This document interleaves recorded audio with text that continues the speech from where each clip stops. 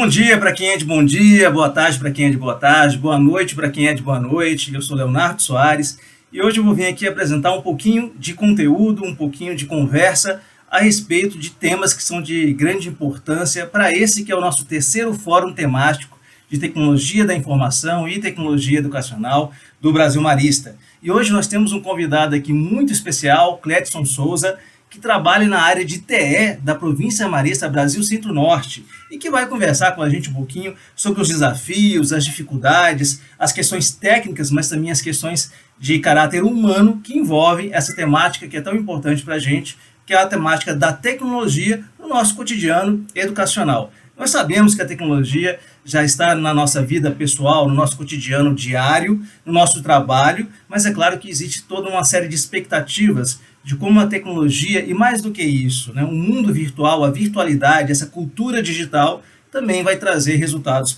benéficos e positivos para os nossos alunos e alunas. E esse é um pouquinho da dimensão, que nós gostaríamos de conversar com vocês hoje. Mas sem mais delongas, Cledson, obrigado aí por aceitar o convite e se apresente, de onde você veio, o que você faz, quem é o Cledson Souza? Legal, Léo. Inicialmente eu gostaria de agradecer pela oportunidade. É sempre uma temática da qual eu adoro falar, né? E hoje abordando um pouquinho mais sobre os bastidores, né? O que fica por trás ali da prática docente, da prática discente também. Então, muito obrigado pela oportunidade. Meu nome é Cledson, atualmente estou como analista de tecnologia educacional do Marista Centro-Norte, né? Exerço essa função há cerca de 4 anos. E eu costumo dizer, Léo, que eu sempre fui apaixonado por tecnologia e o Marista fez com que eu me apaixonasse pela educação. E juntando essas duas paixões aí, atualmente eu exerço algo que é a minha paixão, que é a tecnologia educacional, né?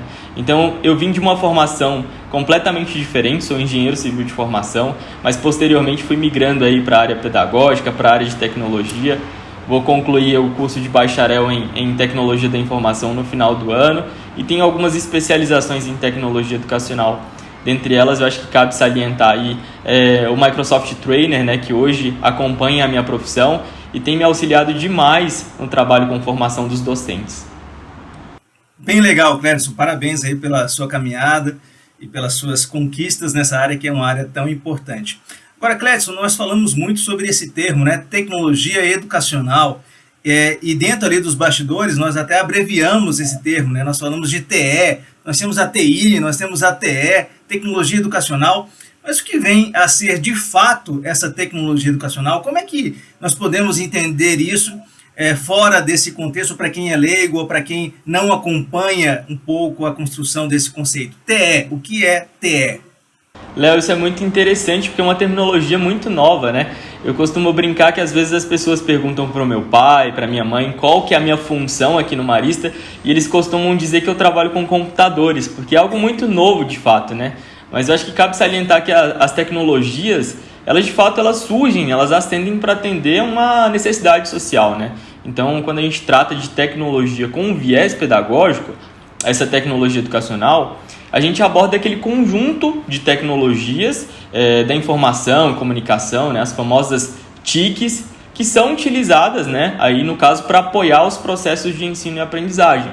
Então, nesse contexto, até retomando aí a minha primeira fala, essa tecnologia, que é a educacional, ela surge e se desenvolve para atender essa demanda, que provavelmente aí, né, é a educação do século XXI. E a sociedade ela passou por diversas modificações, a gente percebe isso, né, em diversos nichos da nossa vida. Então, as crianças elas já nascem aí imersas numa sociedade cada vez mais tecnológica. E eu costumo sempre dizer, Léo, que o Cledson, né, que ingressou na educação básica há 19 anos, e a gente brinca também que com o passar dos anos, alguns dias atrás se tornam décadas, né? Mas enfim, o Cledson, ele que ingressou na educação básica há 19 anos, ele é completamente diferente de uma criança que começou a estudar aí há 2 anos, né? E eu lembro que para assistir TV, no meu programa favorito, eu precisava esperar o dia e horário que ele passaria na TV. E geralmente eu ia para o vizinho, né? Porque não passava lá em casa. E hoje a gente percebe, né, que com as diversas ferramentas de streaming, por exemplo, as crianças, os jovens, eles conseguem assistir o que quiserem na hora que quiserem. Então, essa capacidade de escolha é muito maior, né, Léo? Eu fui acessar a internet pela primeira vez quando era adolescente. E eu lembro que eu ainda competia com a minha avó, porque era uma rede de escada e não funcionava o telefone e a internet ao mesmo tempo. Enfim, moral da história é que tudo mudou, tudo está em uma constante mudança e seria ilusório pensar que os nossos estudantes não mudariam, né? E acho que nesse contexto, eu costumo comparar a tecnologia educacional como uma ponte. É aquilo que é capaz de ligar, né, a nossa finalidade, que é uma educação de excelência, com aquilo que existe de aparato disponível, né, e que se coloca a serviço para tornar ali os processos educacionais mais precisos, para potencializar todo esse processo, lembrando sempre aí da intencionalidade pedagógica, que eu costumo dizer também que é o principal no uso das tecnologias educacionais. Essa é uma questão bem interessante, né, Cledson? Esse conflito de geração, né? Nós utilizamos esse termo conflito de geração, está na literatura, mas na verdade não é bem um conflito, mas essas diferenças de gerações. Você foi falando e eu também fui buscando na minha memória outras vivências do meu passado, quando nós tínhamos um videocassete, ou depois que surgiu a TV a cabo e toda essa caminhada. E hoje, de fato, nós temos uma geração de jovens alunos que são muito mais acelerados e trabalham com muito mais formatos de conteúdos do que, por exemplo, a minha geração trabalhou ou atuou, e talvez que a sua geração também tenha atuado e tenha trabalhado. E é um desafio, né? É um desafio trabalhar com tantos estímulos informacionais, focando aí o processo de ensino e aprendizagem. E pensando nisso, deixa eu fazer uma outra pergunta. Você trabalha na província Maranhense Brasil Centro-Norte, que tem inúmeros colégios, tem uma grande quantidade de professores alocados, e eu fico imaginando como é que é a rotina de tratamento de trabalho frente a esse universo que você vivencia, né? Como que funciona os bastidores ali do profissional de tecnologia educacional frente a esse universo que é tão complexo, né? O que você pode dizer um pouquinho para a gente sobre as dimensões da escolha das plataformas, esse movimento todo que acontece, esse trabalho que tem que ser entregue aos docentes, aos professores, né? E que ao mesmo tempo tem que potencializar a caminhada pedagógica aí dos nossos alunos. O que você tem a dizer sobre isso? Léo, eu aproveito até sua indagação para externar aqui um sentimento de gratidão, um sentimento pessoal, mas eu acho que abarca aí todos os meus colegas de profissão. A gente costuma enxergar ali, né, o ambiente virtual de aprendizagem pronto, com os estudantes alocados, todos os professores devidamente inseridos nas turmas, mas existem vários passos, né, que antecedem aí essa configuração. E eu costumo dizer que sempre que eu vejo ali um ambiente devidamente parametrizado, funcionando bem, eu me sinto muito grato, né, por perceber que o meu trabalho ali enquanto TE, cuidando de toda a configuração daquele ambiente, fez com que o espaço estivesse apto, né, para receber aquilo para o qual foi preparado, que é uma educação de excelência. E alguns desafios enfrentados pelos docentes também alcançam a gente, tá, pessoal? No início da pandemia, eu lembro que a gente estava no meio de uma migração de um ambiente virtual de aprendizagem. A gente trabalhava com o Moodle, estava migrando para o Microsoft Teams, né? Então a gente tinha todo um cronograma que precisou ser catalisado mediante aquele cenário que estava posto ali na nossa sociedade, né? Então imaginem só, naquele momento a gente precisou inserir mais de 30 mil alunos, mais de 2 mil professores, né, em mais de 4 mil ambientes, o que a gente chama de equipe ali dentro do Microsoft Teams. E tudo isso num intervalo de tempo de 15 dias, né? Então são grandes desafios, mas o que move a gente é perceber, né, que o nosso trabalho ele impacta no chão da escola, ele impacta no processo educacional. E isso é muito relevante para nós. Quando a gente consegue ali propor uma tecnologia que faz a diferença nesse processo educacional, é muito legal. E certa vez, conversando com uma grande amiga, né, eu ouvi ela falar que a melhor tecnologia é aquela que se aplica naquele contexto. E essa frase me marcou porque faz muito sentido, sabe, Léo? E eu tenho cada vez mais certeza disso. Quando o professor precisa ir ali para o quadro, enfim, ter uma aula mais teórica, aquela tecnologia, né, o giz, o quadro, o pincel, enfim, é a melhor tecnologia. Em outros momentos, talvez dê para fazer uma aula mais disruptiva, com uma metodologia como uma gamificação, enfim. É o contexto e a intencionalidade pedagógica que faz com que as tecnologias elas ganhem esse viés pedagógico, né? E ouvir o nosso corpo docente, entender essas principais necessidades é de suma importância, né, para sermos assertivos aí quando a gente propõe alguma tecnologia educacional. Então, resumindo a ópera, Léo, os bastidores também são animados, a gente sempre se preocupa, né, em entregar aí os ambientes funcionando, a gente sempre se preocupa em estar atento e ouvir os professores. Eu costumo sempre dizer também que essas ferramentas elas são construídas por várias mãos e, na verdade, elas não têm que estar prontas, né? Eu acho que a gente passa por uma constante evolução e o que surge ali em termos de feedback de tanto dos professores quanto dos estudantes e das equipes técnicas ajudam demais a gente a evoluir com essas ferramentas, né? A tecnologia ela precisa estar a serviço do processo educacional e, para que esteja a serviço, ela precisa ali atender as necessidades existentes nesses processos. E é com isso, né, que a gente vai captando, vai mapeando aí os principais anseios e vai desenvolvendo, juntamente com os nossos parceiros, o que de fato entrega ali uma melhor solução para todo aquele processo.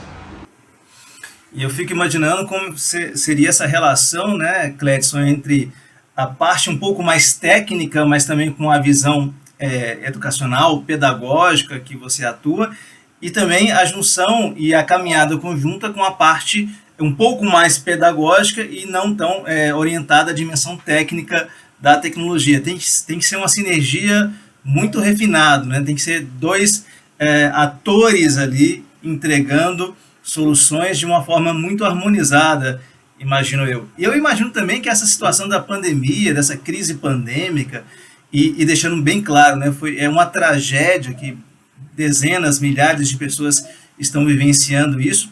Agora, de alguma maneira, eu imagino que as soluções que foram dadas a partir dos problemas que foram aparecendo, né, acabaram também fortalecendo o trabalho, o desenvolvimento da tecnologia educacional como solução a essa situação de crise.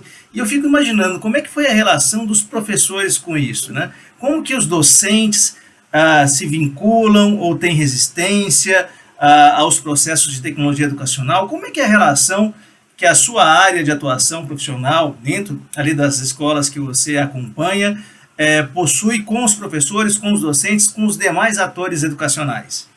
Léo, você trouxe alguns pontos de suma importância na sua fala aí, inicialmente a interface, né, entre essa parte mais operacional, digamos assim, com a parte pedagógica, e justamente por isso a gente frisa que um bom TL consegue transitar bem em ambas as áreas, né? Isso é muito importante, porque para ser propositivo ele precisa entender do nicho do negócio, que é uma educação de excelência ali, né? E também precisa ser bom com tecnologia, ele precisa ter uma destreza no manuseio das ferramentas, ele precisa conseguir entender tudo isso. Então essa interface, né, ela relembra aí uma analogia que eu já trouxe da ponte, né? Justamente, mais uma vez, essa ligação entre o que há de aparato tecnológico com o que há de intencionalidade pedagógica, né? Isso é muito importante. E um outro ponto, Léo, é essa questão da evolução das tecnologias educacionais nesse período trágico que a gente vive, né? Nas formações eu sempre digo isso, claro, mais uma vez, não é romantizar esse período, né? A gente reza a Deus para que ele passe logo, e se Deus quiser passará, mas sem sombra de dúvidas ele trouxe uma evolução gigantesca. Talvez a gente não vivesse aí uma grande disrupção no nicho educacional há muitos anos, né? E a pandemia ela trouxe essa necessidade quase que como um imperativo do uso das tecnologias, e quando tudo isso passar, quando estivermos no presencial, não teremos mais aquele presencial que a gente tinha há 2 anos atrás, né? Tudo mudou e, enfim, eu acho que o aprendizado que foi para a mochila do conhecimento nesse período, ele acompanhará os professores, né? Então, os ambientes virtuais de aprendizagem permanecerão, fomentando aí, por exemplo, as metodologias ativas, né? Muito se fala da educação invertida, onde o professor pode postar ali conteúdo para que o aluno acesse antes da aula. A gamificação nunca esteve tão presente, né? A utilização ali dos formulários com correção automática, que facilitaram demais o feedback. Então, tudo isso continuará na mochila do conhecimento do professor e será utilizado, sem sombra de dúvidas, quando voltarmos aí para o presencial, né? E uma vez, Léo, eu dialogando com um professor após uma formação, né, que abordava esses recursos tecnológicos, ele foi bem firme e me questionou sobre a real necessidade de utilização daquele recurso, né? E ele me disse assim: Cledson, eu dou aula há mais de 30 anos e nunca precisei utilizar esse recurso que você está me apresentando. Por que eu preciso agora? E aí, assim, em tom bem sincero, né, eu acabei respondendo na lata. Poxa, professor, porque agora a gente está no século XXI. E aquele diálogo, né, ficou um climão, assim, mas eu acho que fez com que surgissem grandes e fortes reflexões de ambas as partes, né?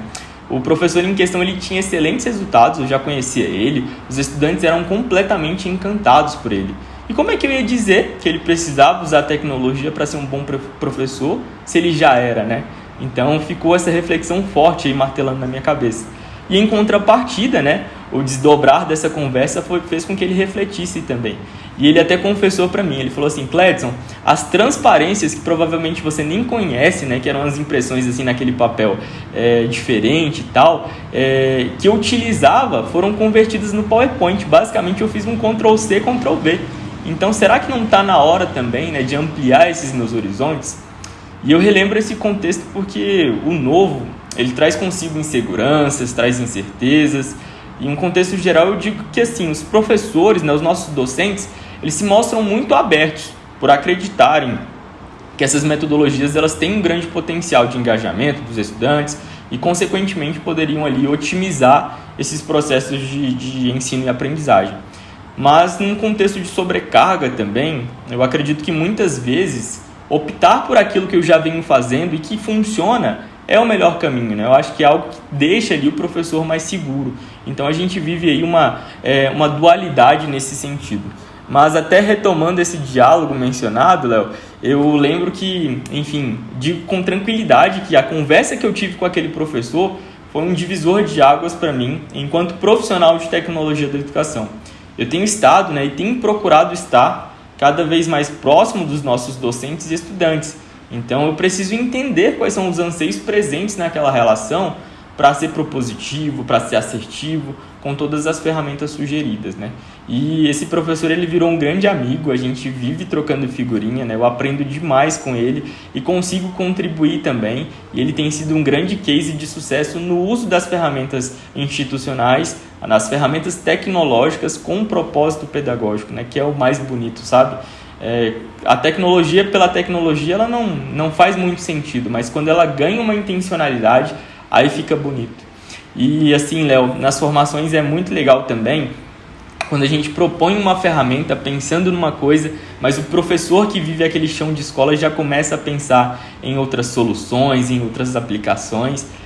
A ferramenta ganha asas na mão do professor, e todo o repertório que ele traz consigo, né, acaba sendo ali empregado com aquela ferramenta, e aí fica bonito de se ver.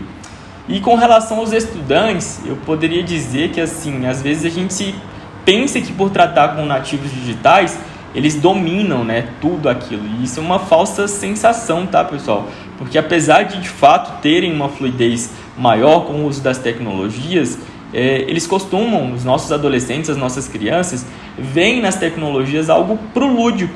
E quando a gente atrela isso ali ao processo de aprendizado, é um pouco complicado. Eu digo isso porque eu convivo com alguns adolescentes, né, com alguns jovens aí, por exemplo, que ingressaram recentemente no ensino superior e que têm dificuldade em montar um PowerPoint para fazer uma apresentação, né? Então, assim, do YouTube eles dominam, do Twitter, enfim, de diversas ferramentas, do TikTok, está tudo ali presente na vida dele porque ele é um nativo digital.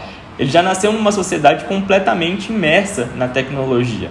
Mas quando a gente atrela isso a uma intencionalidade pedagógica, gera uma certa dificuldade, né? Então, é de fato um caminho aí, uma via de mão dupla, porque os nossos professores, né, nós enquanto imigrantes digitais e educadores aí, a gente aprende muito com os nossos estudantes quando o assunto é tecnologia, mas os nossos estudantes aprendem muito conosco também quando o assunto é usar aquela tecnologia em prol de alguma coisa, né, em prol do processo de aprendizado.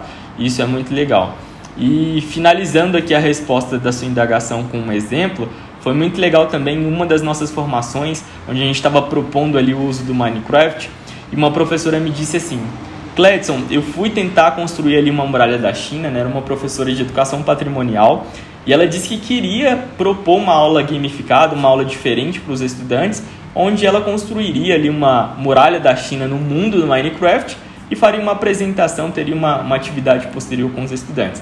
E ela disse que fez vários cursos, buscou por vários tutoriais, e moral da história, conseguiu fazer ali uma muretinha 5x5 mais ou menos, né? Mas super feliz, chegou ali na sala de aula, foi apresentar para os estudantes, e um dos estudantes levantou a mão e falou assim: poxa, professora, mas como é uma muralha da China, a gente precisa fazer isso maior.